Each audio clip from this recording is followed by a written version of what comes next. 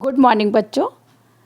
Additional polymerisation part 1 में हमने free radical mechanism को समझाया है एंड पार्ट 2 में मैंने आयनिक मैकेनिज्म को समझाया है। आयनिक में मैंने कैटायनिक एंड एनायनिक दोनों को अच्छे से डिस्क्राइब किया। उसके बाद पॉलीमर्स के स्ट्रक्चर्स, मोनोमर्स और उनकी यूनिट्स को एक्सप्लेन किया है।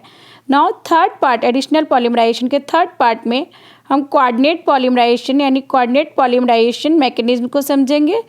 कोऑर्डिनेट पॉलीमराइजेशन मैकेनिज्म क्या होता है? कोऑर्डिनेट बॉन्ड तो सभी ने पढ़ा है। कोऑर्डिनेट बॉन्ड क्या होता है? ना तो ये कोवलेंट बॉन्ड है ना ही इलेक्ट्रॉन वैलेंट बॉन्ड है। तो coordinate bond is the partial covalent bond and partial electrovalent bond को हम कोऑर्डिनेट बॉन्ड बोलते हैं। Coordinate bond co dot line से दिखाते हैं। तो कोऑर्डिनेट पॉलीमराइजेशन या इसको हम जिगलर-नट्टा पॉलीमराइजेशन भी बोलते हैं। Polymerization reaction take place in the presence of organometallic compound as catalyst.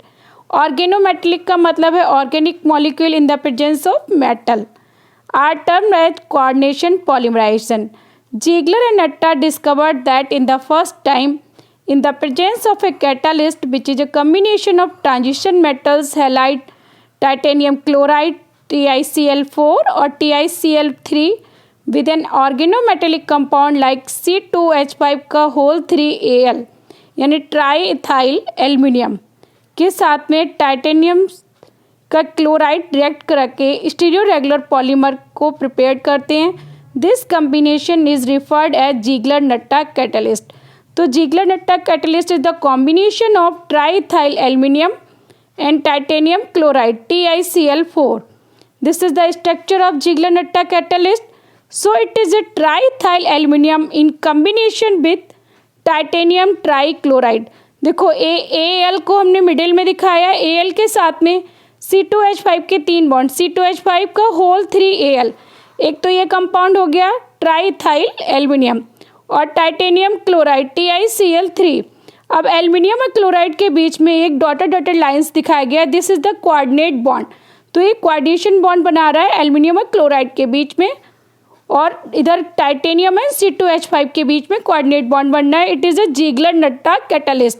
तो Ziegler Natta catalyst is the combination of triethyl aluminium and titanium chloride. बहुत से एग्जाम्स में, कॉम्पिटिशन वाले एग्जाम्स में पूछते हैं what is the Ziegler Natta catalyst. ठीक है, तो Ziegler Natta catalyst is the combination of triethyl aluminium and titanium trichloride.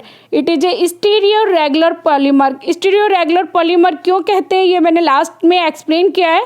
इसके एडवांटेजेस में इसको जरूर देखिए। In the formation of the monomer catalyst complex a coordinate bond is involve between a carbon atom of monomer and a metal atom of the catalyst.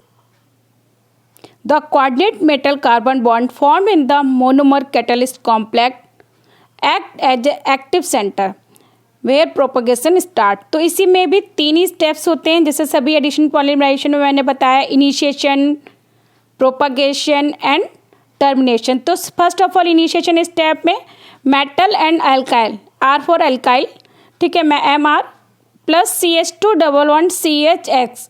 ये क्या है? Vinyl chloride या vinyl halide का structure. तो vinyl halide में क्या होगा कि ये metal, the alkene is inserted with metal carbon bond of the catalyst. Metal carbon bond के साथ में ये कैटलिस्ट की तरह ये मेटल के साथ में ये एल्कीन इंसर्ट कर जाएगी. तो MCH2CHX एंड R इस तरह एक इनिशिएशन कंपाउंड बन जाएगा. Next propagation. प्रोपगेशन में क्या हुआ? MCH2CHRX फिर से दूसरी मोनोमर यूनिट के साथ यानी कि बिनाइल हैलाइड के साथ में रिएक्ट करेगी और ये चेन लेंथ काफ़ी लंबी हो जाएगी. MCH2CHX दूसरा मॉलिक्यूल फिर से बन गया CHCXX एंड R बना देंगे. फिर से ये दूसरी मोनोमर यूनिट कंबाइन कर लेगी MCH2CHX CH2CHXR. Again vinyl halide CH2CHX के साथ में कंबाइन करके ये लॉन्गर एंड लॉन्गर मेटल और उसके साथ में अल्काइल हैलाइड के साथ में ये बॉन्ड बनता रहेगा. इस तरह MCH2CHX CH2CHX CH2CHR इस तरह लॉन्गर चेन बन जाएगी. टर्मिनेशन स्टेप इसमें बहुत इंपॉर्टेंट है. टर्मिनेशन स्टेप को ध्यान रखना है. Termination by active hydrogen compound and termination by transfer with monomer. तो एक्टिव हाइड्रोजन कंपाउंड के थ्रू भी टर्मिनेशन हो जाएगा, यानी कि तुम्हारी चेन रिएक्शन स्टॉप हो जाएगी। और बाय ट्रांसफर विद मोनोमर, और ट्रांसफर विद मोनोमर के साथ में भी चेन रिएक्शन स्टॉप हो जाएगी। कैसे होगा? Termination by active hydrogen compound.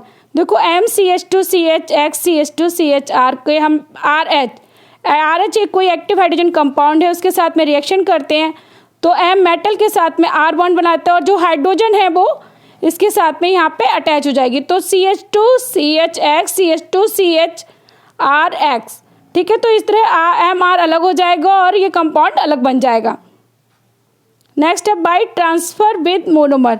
MCH2CHX CH2CHX के साथ में फिर से दो मोनोमर यूनिट की कंबाइन करते हैं तो एक मोनोमर यूनिट में मेटल जुड़ जाएगा मोनोमर यूनिट के साथ में, और जो R एल्काइल ग्रुप बना हुआ है वो हमारे दूसरे रेस्ट ऑफ पार्ट के साथ में जुड़ जाएगा। तो इसलिए हमें ध्यान रखना है कि इसमें एक कंपाउंड हमारा सैचुरेटेड बनता है और एक कंपाउंड अनसैचुरेटेड बनता है। Coordination polymer is used to prepare stereo specific polypropylene polydiene polypropylene of nearly 90% isotactic type का 90% बनता है। ये स्टीरियो स्पेसिफिक है, मैंने स्टार्टिंग में ही बताया था। Ziegler Natta catalyst work as the stereo regular polymers, ठीक। तो स्टीरियो स्पेसिफिक रिएक्शन भी देता है, यानी पर्टिकुलर स्टीरियो अरेंजमेंट में ये ज़्यादा पॉलीमर बनाता है। एडवांटेजेस ऑफ कोऑर्डिनेशन पॉलीमराइजेशन के क्या एडवांटेज है?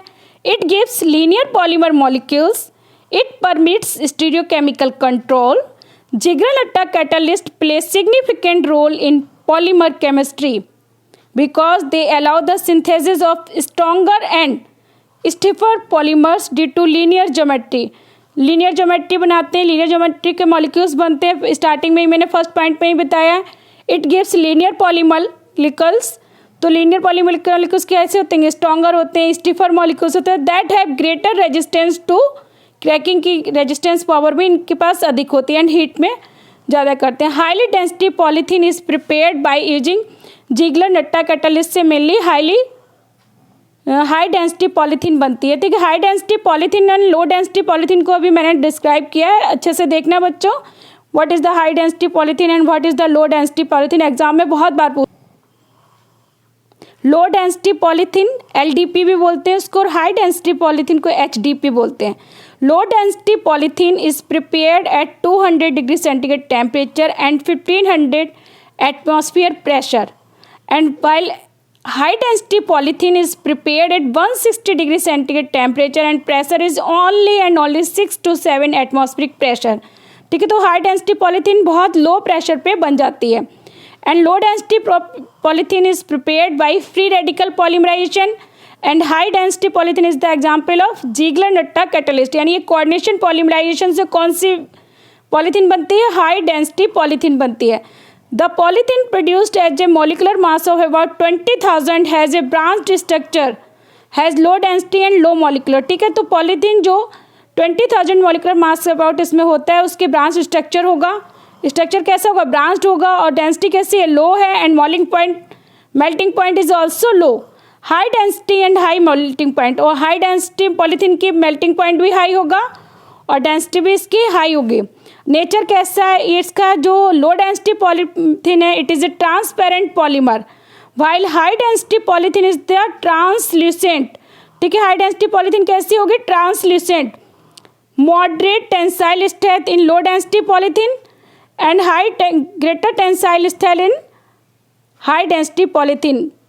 It is used in packing material and in insulator for electrical wires and cable extra. And high density polythene is used in the manufacture of containers, bucket, tubs, housewares, bottles and tires extra. तो लो density polythene and high density polythene को exam में बहुत बार पूछते हैं। यहाँ मैंने 5-6 point को discuss किया, आप 3 या 4 लिख के आएंगे तो फुल मार्क्स मिलेंगे। Coordination polymerization is stereochemical control, मैंने बताया फर्स्ट लीनियर मॉलिक्यूल बनाते हैं, लीनियर ज्योमेट्री बनाते हैं। सेकंड इसके एडवांटेजेस में है कि ये स्टीरियोकेमिकल यानी स्टीरियो रेगुलर कंपाउंड्स होते हैं। तो ये किस तरह शो करते हैं मैंने यहाँ पे शॉर्टली डिस्क्राइब किया, देखना। प्रोपाइलिन क्या है? पॉलीप्रोपाइलिन बनाते हैं। तो प्रोपाइलिन क्या हो गया? मोनोमर है। प्रोपाइलिन को पॉलीमराइज 3 डिफरेंट अरेंजमेंट, ठीक है। 3 तरह से हम प्रोपाइलिन को अरेंज कर सकते हैं, जैसे आइसोटैक्टिक, सिंडियोटैक्टिक एंड एगटैक्टिक। तो CH3 CH double bond CH2 ये प्रोपाइलिन है। इसकी मोनोमेरिक यूनिट बहुत सारे मोनोमेरिक इसको कंबाइन करके तो पॉलीमेरिक यूनिट तो पॉलीप्रोपाइलिन बनेगा। तो आइसोटैक्टिक में देखो ये जो ब्लैक ब्लैक दिखा रहे हैं हम, तो ब्लैक ब्लैक क्या है, कार्बन के कंपाउंड्स हैं, CH और CH3 CH2 इस तरह बहुत सारी यूनिट मिल गई है, CH CH2 CH3। तो CH3 CH3 आइसोटैक्टिक में क्या होता है, all methyl groups on one side of the extended chain, all methyl groups on one side of the extended chain. जो भी चेन है देखो हमारी चेन कार्बन कार्बन की चेन दिखा रहा है जिगजैग जिगजैग, उसमें जितने भी मिथाइल ग्रुप लगे वो एक ही साइड में लगे हुए हैं, तो उसको हम क्या बोलते हैं, आइसोटैक्टिक, यानी same arrangement of the methyl group in same side, same arrangement of methyl group on same side is called as isotactic. Isotactic polymerisation highly crystalline polymerisation होता है और पॉलीप्रोपाइलिन में 90% जो स्टीरियो स्पेसिफिक यानी कि 90% स्टीरियो कंपाउंड कैसे बनेगा, आइसोटैक्टिक। ठीक है, तो आइसोटैक्टिक ये स्टीरियो अरेंजमेंट है, यानी कि इनका स्टीरियो अरेंजमेंट है, स्टीरियो मीन्स स्पेस में इनका अरेंजमेंट किस तरह है इनका। तो 90% आइसोटैक्टिक पॉलीमराइजेशन बनेगा। Polypropylene it is used as most as synthetic fibres में सबसे ज़्यादा यूज होता है। तो 90% polypropylene is isotactic in nature, it is the most important stereochemical control. ठीक है, स्टीरियो रेगुलर जिगलर-नट्टा कैटालिस्ट की वजह से ये होता है। नेक्स्ट है सिंडियोटैक्ट, क्या होता है, सिंडियोटैक्टिक क्या होता है, मिथाइल ग्रुप्स, ये जो कार्बन ब्लैक ब्लैक कलर से दिखा रहे हैं ये हमें पास सारे मिथाइल ग्रुप हैं और कार्बन कार्बन की चैन लेते हैं। ठीक है, और जो भी ब्लू से है वो हाइड्रोजन है। Methyl groups arranged alternatively from side to side. ठीक है, एक कार्बन पे इस साइड है, दूसरे कार्बन पे इस साइड होगा, दूसरे कार्बन पे फिर इस साइड है, फिर दूसरे कार्बन पे इस साइड होगा। तो मिथाइल ग्रुप्स क्या है, अल्टरनेटली अरेंज्ड है, तो उसको हम क्या बोलते हैं, सिंडियोटैक्टिक बोलते हैं। इसको हम बोलेंगे हाईली क्रिस्टलाइन होते हैं। एटैक्टिक थर्ड टाइप का एटैक्टिक है, इसमें मिथाइल ग्रुप डिस्ट्रीब्यूटेड रैंडम। ठीक है, तो ब्लैक वाले जो भी मिथाइल ग्रुप हैं इस साइड भी हो सकते हैं, इधर भी हो सकते हैं, दोनों साइड में हो सकते हैं, रैंडम है, दो इधर हो जाएंगे, फिर एक इस साइड से हो जाएगा, फिर एक इस साइड से, फिर दो उधर, कुछ भी नहीं पता, तो उसको एटैक्टिक अरेंजमेंट कहते हैं। Atactic polypropylene is soft elastic and rubbery material होती है। तो हमारे पास इस तरह हमारे पास सिंडियोटिक, आइसोटैक्टिक, एटैक्टिक, 3 टाइप की हमने अरेंजमेंट पढ़ेंगे। They are stereo specific and stereo selective होते हैं, स्टीरियो रेगुलर पॉलीमर बोलते हैं। इसलिए जिगलर-नट्टा कैटालिस्ट की प्रेजेंस में आइसोटैक्टेड जो पॉलीप्रोपाइलिन है वो 90% मैन्युफैक्चरर होता है।